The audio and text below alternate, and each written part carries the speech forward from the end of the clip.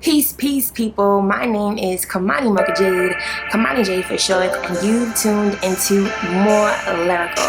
And I am out here, caught up in these interwebs, to bring to you honest, transparent, truth-tellingly free conversations in mental health in the spirit of healing justice. Welcome back, welcome back, welcome back. And for those of you who are just joining us, where you been at? Y'all, this is part 2 of my conversation on coping during quarantine as a Black woman living with bipolar 1 disorder. And I wanted to take a quick moment to pause and give you all some insight to what's happening behind the scenes. This video was filmed in full on August 6th. Today is September 18th. During the filming of that video, I shared with you all, at that point in time, I had had 2 manic episodes during quarantine. I've had 2 more since, for a total of 4 manic episodes during quarantine. Now, this is unusual for me. I typically average out at about 1 manic episode every year and a half on medication. So for me to have 4 episodes in 3 to 5 months means I am what's known as ultra rapid cycling, and it's definitely something that my doctors and I are looking at. But I wanted to share this insight with you because a lot of conversation happens around bipolar and mood swings that leaves a lot of people confused. And that's the idea that mood swings typically happen throughout the day. Now, it's not quite like that. Bipolar mood swings are waves. They happen more often across months, sometimes weeks, and even years for some people. And I wanted to help give some more insight into what these episodes really are like. I thank you again for joining me on my healing journey, and thank you for watching. Keep watching. I hope that you enjoy the rest of this video. Stay tuned. Now let's talk about what mania actually looks like for me. The red flags, those things that happen when I know something ain't quite right. For me, like I said earlier, the first sign is my sleep pattern shifting. So the swap between day and night. Now I'm sleeping when I should be up, and I'm up when I should be sleeping. I think for most people with bipolar, whether you have bipolar disorder 1, the more severe version of mania itself, as opposed to bipolar 2, where you deal with a lot more hypomanic episodes. With bipolar 1, you can experience both hypomania and mania, which eventually leads to psychosis. And we'll talk more about that as well. Go ahead and click on the bell below. That way you can get a little ring every time I upload a video. You know you want to. What I was recognizing over the last year or so, before quarantine had actually even started, I would say since last March, I was under a lot of stress. And I noticed this because I tend to overeat.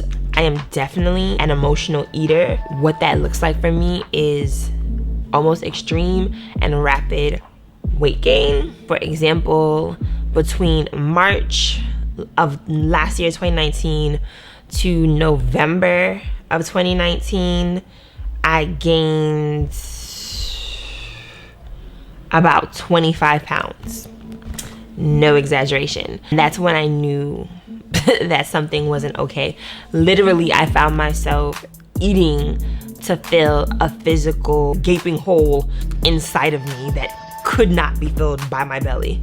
And I was just consuming because for me, I wanted to disappear the pain, the hurt, the frustration, the lack of control in my life at that time, with a variety of experiences that I was pushing past and through. Fast forward to March, the little things that had added on to those stressors, when I felt like I had been gaining some relief in my life, really and truly, I was on my way to the next wave, which would then be mania. Before the sleep ever became an issue, what I noticed was that my thoughts became rapid. That may be confusing because generally I can be very scattered brain, not in a negative sense, but in the sense that I think in brainstorms. And the best way that I can explain it is by referring to the movie Limitless. The character in Limitless, he takes a pill and all of a sudden he has access to other areas of his brain that he typically cannot use. And because of this, his skills and his talents and essentially his creative power becomes limitless. And so he has this surge of ideas, and they just run from one thing to the next. And before you know it, he's superhuman in his productivity, and things just quickly change for him in ways where he excels in work and in his field significantly. When I watched that movie, I sat back and said, he gotta have bipolar. He has to. This character, they don't want to tell you, but this character has bipolar, because literally that is what hypomania is like. All of a sudden you feel like you have access to other areas of your brain that you typically don't tap into. And I'm gonna tell you, it's beyond an intelligence.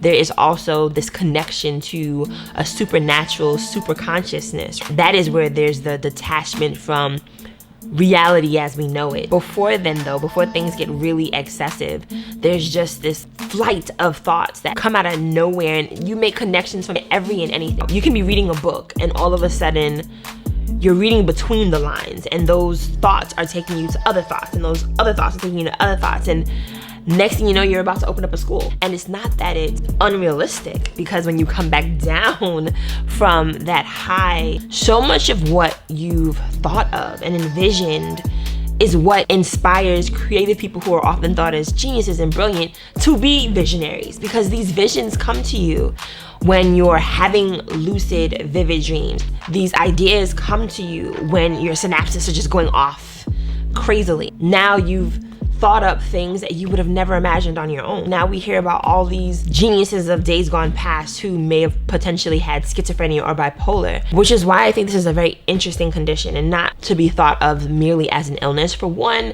people with bipolar are not living their lives as people who are ill. We do enter into mania or depression or other states of being that do not allow us to be functional to the best of our abilities, but that is not an end-all be-all to our life experiences, and it most certainly isn't necessarily what our day-to-day life experiences entails either. But when you are in an episode, specifically I'm talking now about mania, these flights of ideas are typical. I always say it's like your thoughts are on speed.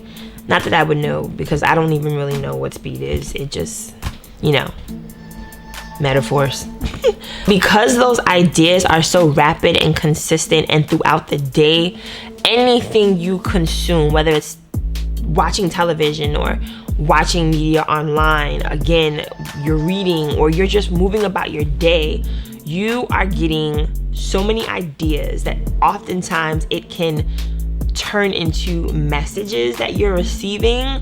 This is what is deemed as delusions. And the delusions come from the idea that you're communicating with entities or objects in ways that people who are having a normal, typical experience would not. And what's really interesting about this is that a lot of people who have bipolar disorder, 1 or 2, experience what's known as hyperreligiosity, and that is them drawing much closer to their religious identity or connecting more in depth to their spirituality.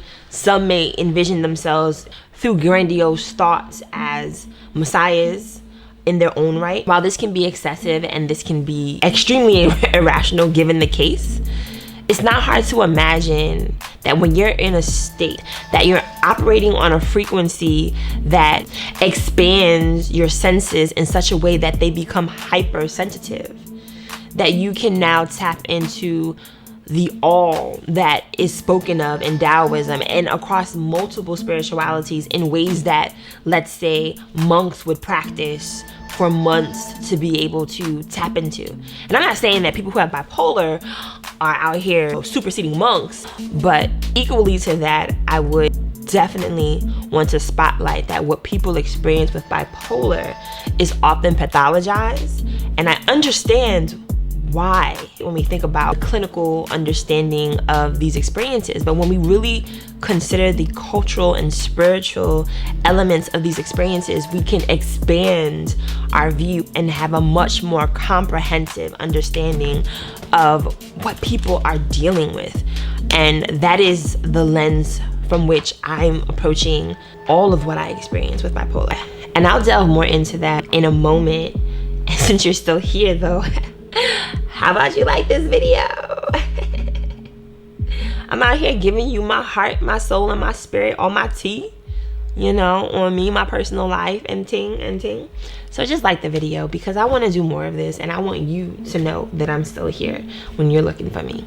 Another symptom that is really interesting and also one of the exciting parts of mania, quite like the creativity. However, like the creativity, if gone unchecked and unmanaged, can be dangerous, and that is the hypersexuality.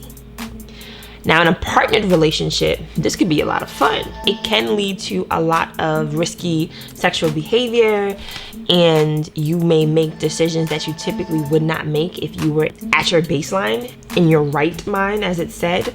When you're in your left mind, you tend to go left. But I can say that the hypersexuality isn't just a behavior, it is an experience. Now that I know that is the word of the day, because it is an intense feeling.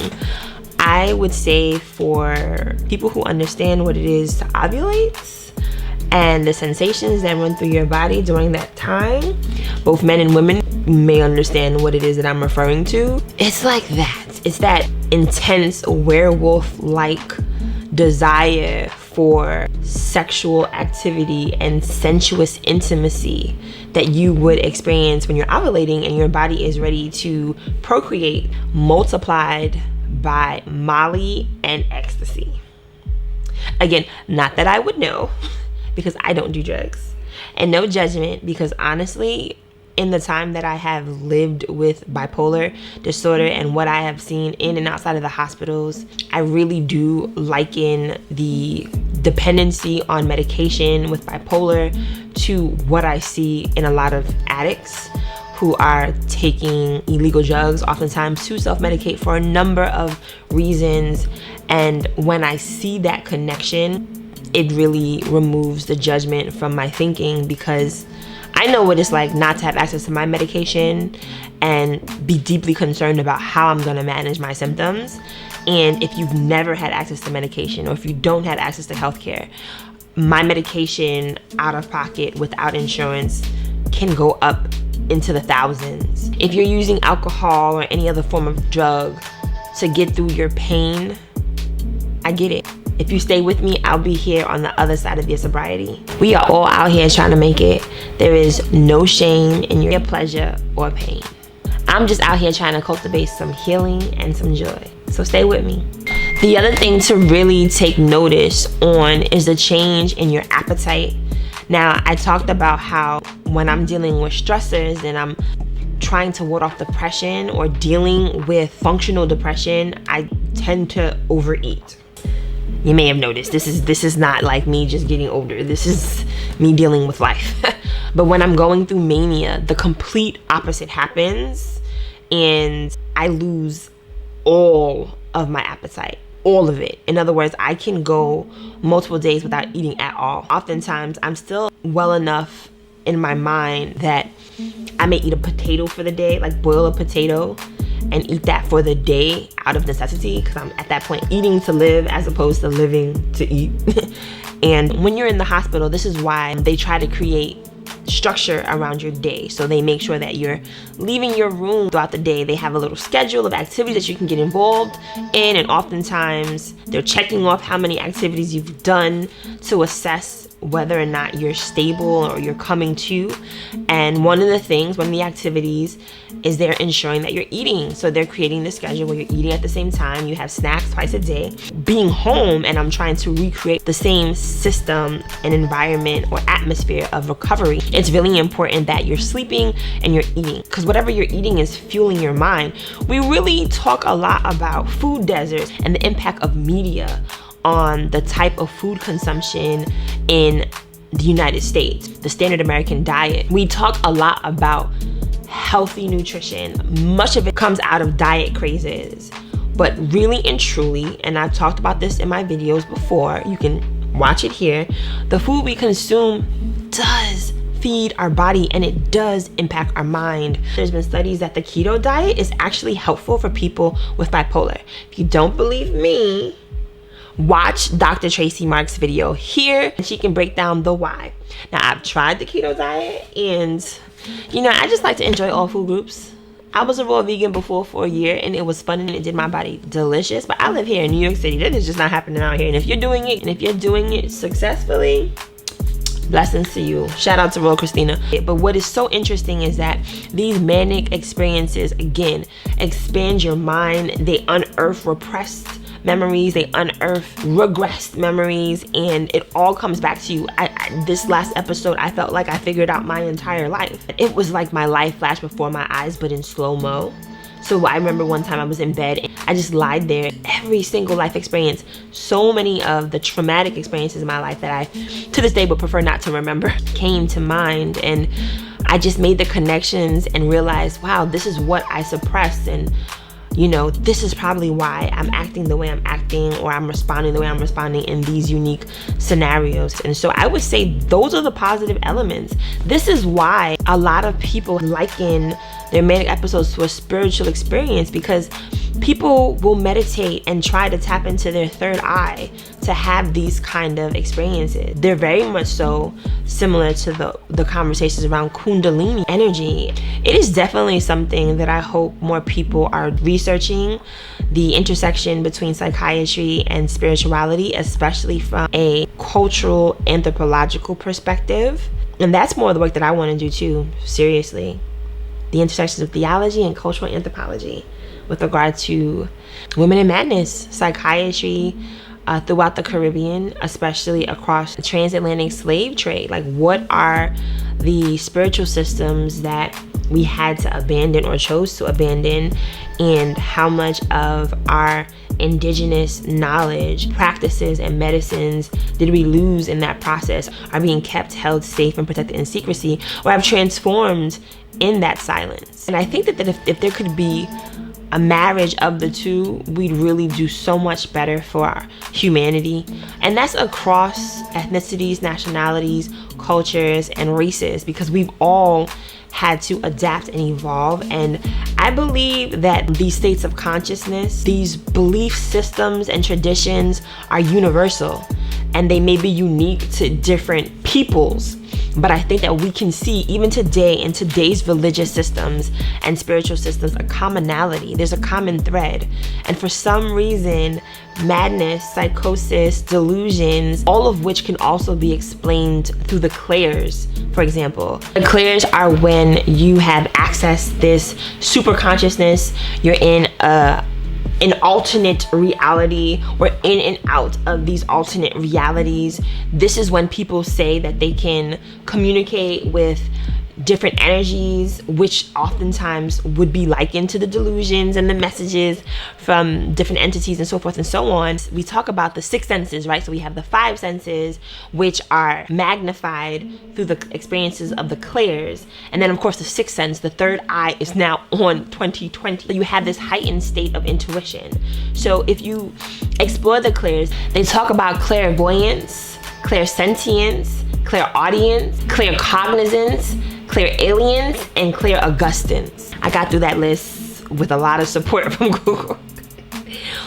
But as you break down these clairs, literally you can draw a line connecting from that clair experience to a hallucinatory definition of that experience. So for example, people who talk about having clairaudience, you think of the root word audio, like the audio sound from your radio. Audio has to do with the sense of hearing. So clairaudience is hearing so clearly that you hear things that do not exist. So they are not recognizable to the ordinary ear. What's interesting about this is, as we explore the different abilities of, let's say, the blind, we know that when people lose access to one sense, the other senses are heightened. So I'm not really sure why it's so difficult to imagine our senses can be maximized in ways that we aren't already utilizing them. Now, I'm not a historian, but I have come across information that suggests even as a people, our vision has lessened because we're no longer needing to look far off into the horizon to see prey or livestock or oncoming warrior tribe, or just the sun to see when it's setting, so we know how to irrigate our crops. And I just think when we think about evolution, there's so much that science has not yet discovered, or rather rediscovered, because there's nothing new under the sun. If we look at nature, if we look at the plants and the tree wings, we know that all of life's answers are here on Earth, and this is why we need to save the planet. But I digress. So another example is clairalience, and I honestly don't know what the breakdown is of that. Aliens makes me think of aliens, but from my research, clairalience has to do with increased sensitivity to smell, and clairgustance has to do with clear access to taste that you wouldn't typically taste. And so when I think about the types of hallucinations that I myself have experienced, they have fit into all these categories. Clairvoyance has to do with clear seeing, clear knowing, clear dreaming. I've had a lot of dreams that have been psychic, and I know that's crazy to hear, that's why I'm on medication now. But really and truly, it's not like I can tell you, all right, on June 2nd, 2021, you will find the man of your dreams. No, it's not that type of experience for me. You get these messages in your dreams and you may be confused about what that means, but there is a clear through line, and then events will take place in your life. People will tell you things in your life, and automatically the connection is made. And it's so shocking that you think to yourself, how did I knew this, you know what I mean? I knew this. It's difficult to talk about because I know that these conversations are met with so much skepticism, but how many things in our lives, in our history, have been met with the same sort of critique that we've had to learn over time? No, there was truth to that, and there is science in intelligence that goes beyond our textbooks. Many years ago, when a lot of healers talked about how we carry pain in our bodies on a cellular level, people scoffed at the idea. Now this is thought to be new age thinking, new age medicine. It's not new age. It's adapted information that is then studied and redistributed to the masses as new information. I like to keep an open mind. I know that one thing that's important for my mental health is not to gaslight myself and to honor my truth. And I think part of honoring my truth, like any other argument or information, I am interested in understanding it from a prism of experiences and understandings and research, and not just my own unique lived experience or what I have been told by physicians or psychiatrists and so forth, but what I know to be true, what I've researched to be true. And we know that facts are funny things. So I'm just an ever evolving and learning individual and being, and I thank you for joining me on this journey to healing. Let's heal ourselves, y'all. Let's heal ourselves so that we are not another generation passing our trauma off as culture. Memes, I'm telling you, memes are scientific too. We need to put that in the book. So that is, I guess, the intriguing part of the experience. Again, the hypomania, where you're getting all of these exciting ideas, these visionary experiences, the clairs, the hallucinations, the hypersexuality, where sex feels like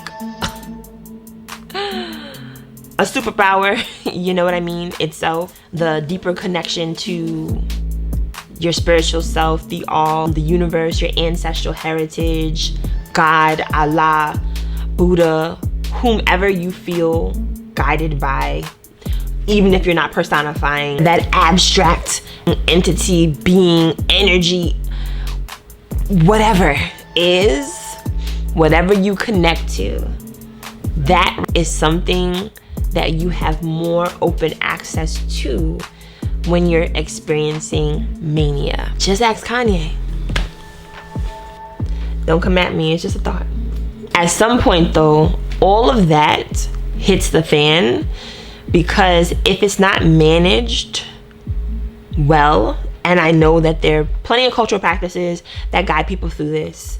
In Western society, oftentimes it's medication and hospitalization, or treatment through therapy and medication regimens, and both are okay. There's no right or wrong, there just is. When this is not managed, these experiences are not managed adequately, it can easily turn into something dangerous. That again are the delusions and the ideas of reference. So when I talk about receiving messages from people passing by who may say something to you that is completely strange, it's not a greeting, it's nothing that you would hear from a passerby. It's clearly audible. They have spoken something to you and it's a message, or you're getting a message from a television show. Like, it's a regular television show, but for some reason, everything they're saying to you, it's almost as if the characters have escaped the third wall entirely and it's a 3D image, not visually but mentally, and they're talking to you, and when they're talking to you through their script, there's another message behind it that you're receiving, and it's often filtered through whatever thoughts are in your subconscious or in your mind or your cultural practices or in your life experiences, and all that comes together to give you something unique that becomes a vision or a message, and these are referred to as ideas of reference. Psychosis. And so the psychosis becomes extremely scary after a while, because for me it leads to paranoia, regardless of how you see it or what you name it. It is a delusional experience. That is one way to define it. You do lose touch with reality as we know it. My first episode was when I was 20, 15 and a half years ago now. I had all of the hallucinations. So I saw things, I smelled things, I heard things.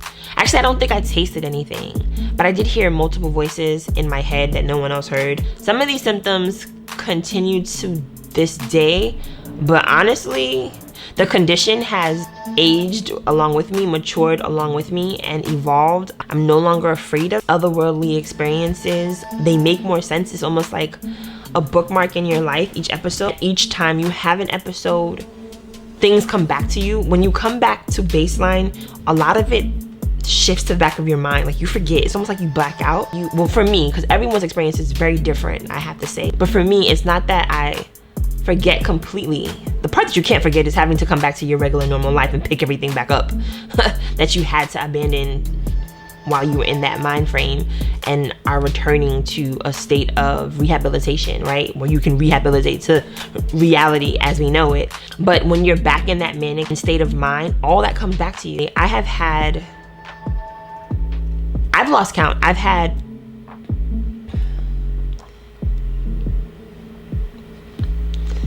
I don't know, at least 12 episodes of mania that has nothing to do with my depression. I tend to have more manic episodes than I do have depression, or rather, I have a lot of hypomanic episodes. So much so that it may be easy to think that I'm bipolar 2, but I am most certainly bipolar 1, because I experience mania regularly. And by regularly, I mean just far too often.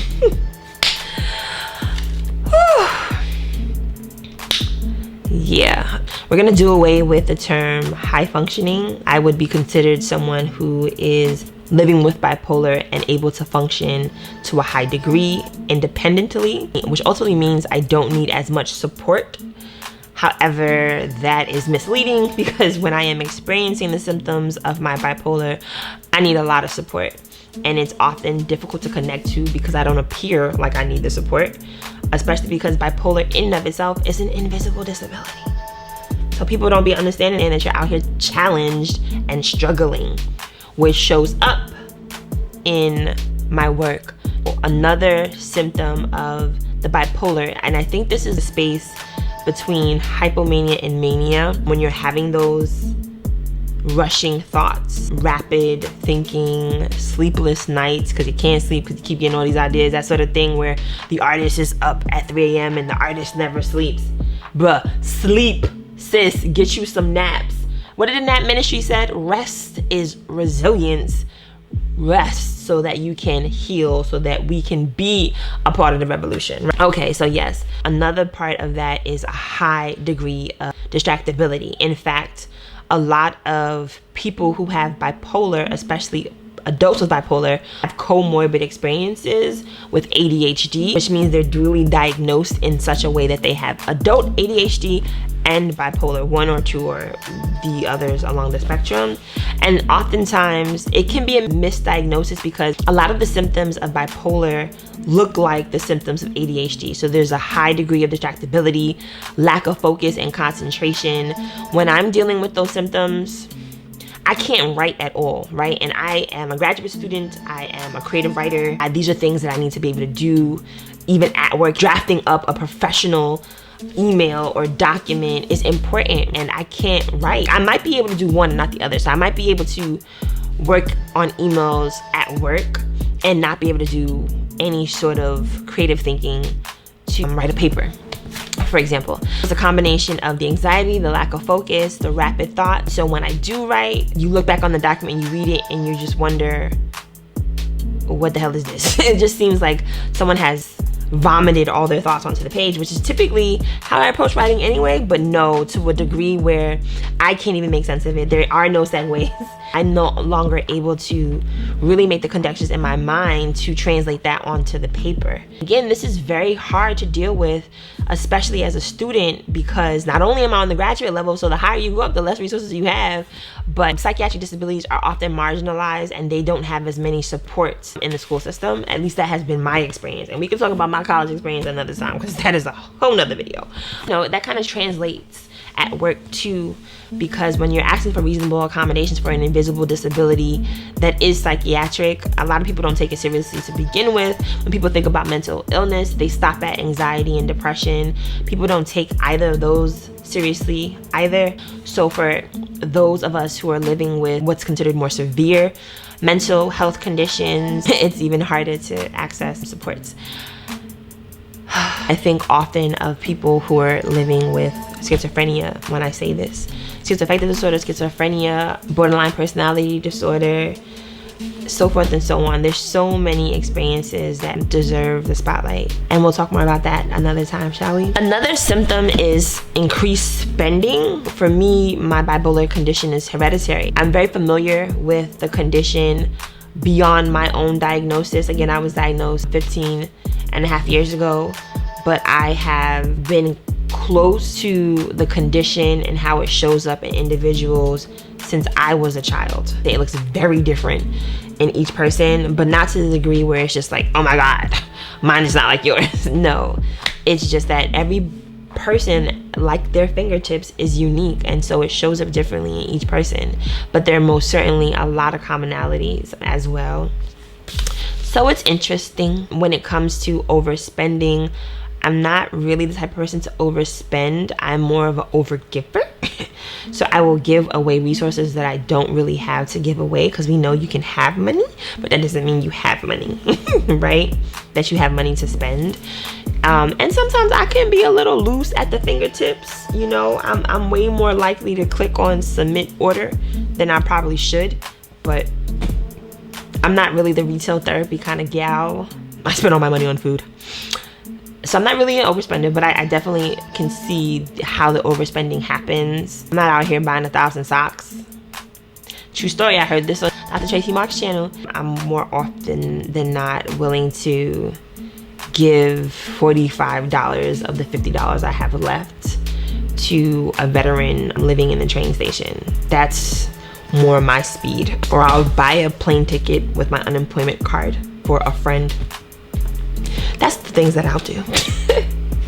Anyway, the critical part of getting through quarantine for me was reconnecting to consistent psychiatric care. I, for about a year, had been struggling to connect with a psychiatrist because of my previous psychiatrist transitioning out of their role. And I had been bouncing around trying to find a good fit. And that was quite difficult, especially because I prefer to connect with providers who are culturally competent. What that means is they're gonna understand what white supremacy is and how that impacts my mental health. You know what I mean?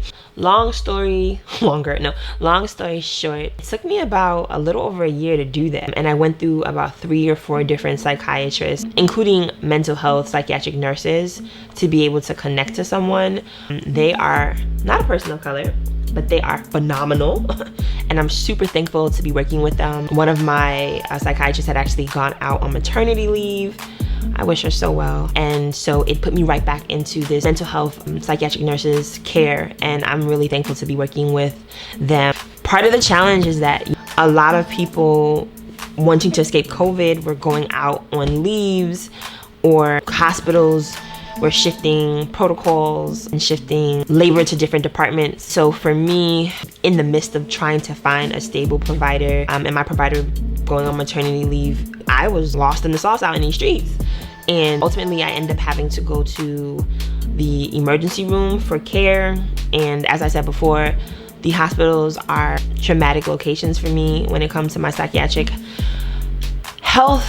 I think one thing people don't know is when you are admitted to the psychiatric ward or hospital, whether you have admitted yourself or you're being admitted by your family or by a police escort, one of the things you have to do is undress and be searched, and that is too reminiscent of the prison system.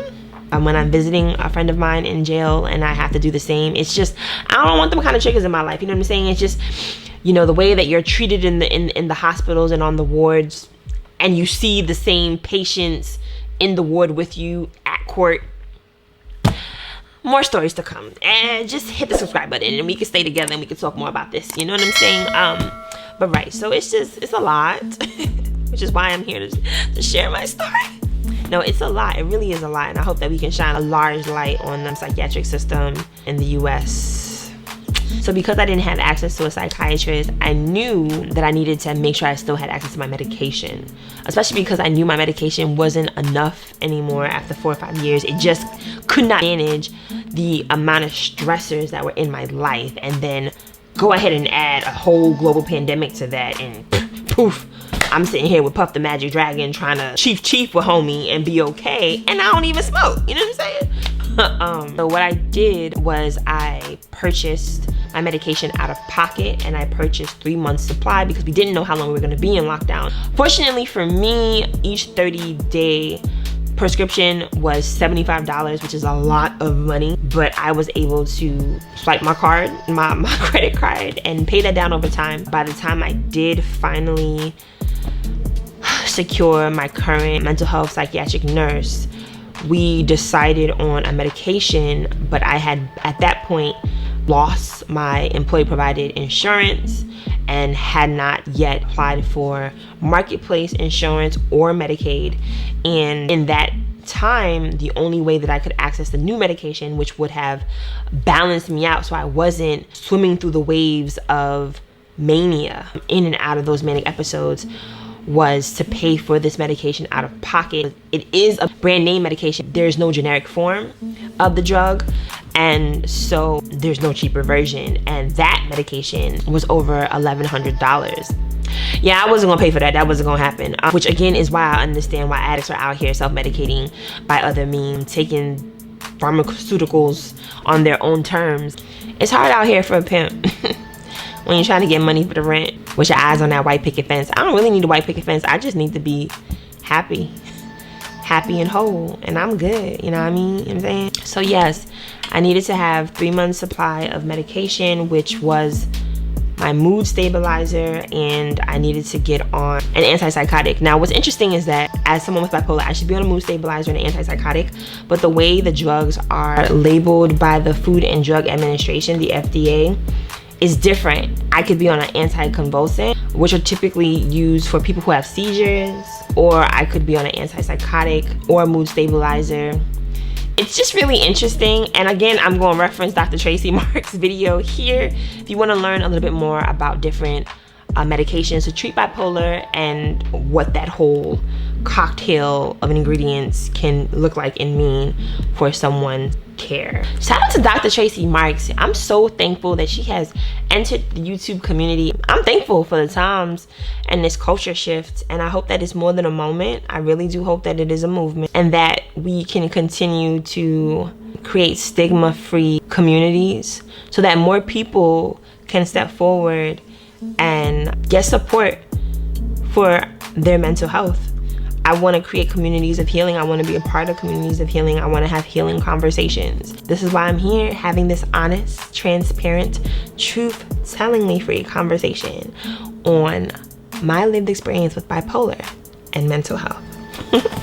Subscribe! I definitely have to give thanks for my family, friends.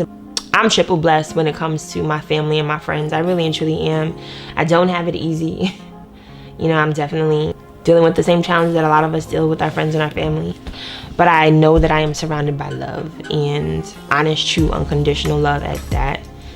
And I'm thankful for it because it makes my life a lot easier, even when it feels extremely difficult. I'm able to really step back and say, I have a lot, and I'm thankful for that. What I've learned, and I know for sure, in the spirit of Auntie O, I know some of y'all are mad at her, but I mean, we're gonna have to give people grace, because look, y'all got a lot of things to be forgiven about too. I promise you. And I don't even gotta know you. I would say, for certain, find your tribe. Find your tribe and love them fiercely. And make sure that that love is locked down. Find a mental health team. It doesn't have to be one person. It doesn't have to be two. In other words, you don't have to just have a therapist and or a psychiatrist. You can have a full team. You can have a life coach. You can have a mentor or two or three. You can have a mentor for school, for work, whatever it is. I would suggest that you have a mental health team. And I know that there's a lot of challenges around access to healthcare and resources and information. So what I'm gonna do is I'm gonna share a wealth of resources in the description box below. And if there's something that you cannot find, drop a comment, ask a question, share some resources of your own, and we're gonna figure this out together, yes? I would also say that self-awareness is sexy. I think that this time has forced us all to pause and be still, and it has been a time and an opportunity for introspection. In that silence, in that calm, in that meditation, whether it be moving or again in stillness, it is space for us to really check in with ourselves, to be able to heal ourselves, to listen to our inner knowing, to slow down and pay attention not only to our five senses and what we're experiencing through them, but also to think about what it is that we're pretending not to know. And by that, I mean, what are the challenges that we don't want to sit through, right? Or lean into. My therapist would be so proud, look at me. But also to recognize that we can be wrong. You can be wrong, and that is okay. As humans, we experience the entire spectrum of emotions from joy to jealousy, and they are all normal and they are all healthy. The point is that if it is an experience that does not feel good in your body, if you do not enjoy rage, then you do not have to sit in it. You can experience it, have it move through your body, honor it, write through it, speak through it, even if that means speaking with an elevated tone, because rage too should be okay. Honor your truth. Remember who you are. Get to know yourself. Know that help is okay. It's okay to reach out. So get you your mental health team. Second, I would have to say, plan for emergencies. You want to have emergency resources, whether there is a savings fund that you can put together, and that could look like $20 a month that you put aside. You want to have emergency resources. It can look like stocking up on food if you can, whether you're getting that food at the supermarket with cash, credit, SNAP benefits, at a pantry. Plan ahead. It's okay, it's okay, it's okay to get support. If you need to barter for that support, you know what I mean? Do that. Third, I would say, let go of attachments. Make peace with today for what it is. A lot of us attach our worth and our value to our possessions, what we have, our titles, who we think we are, rooted in the relationships we have.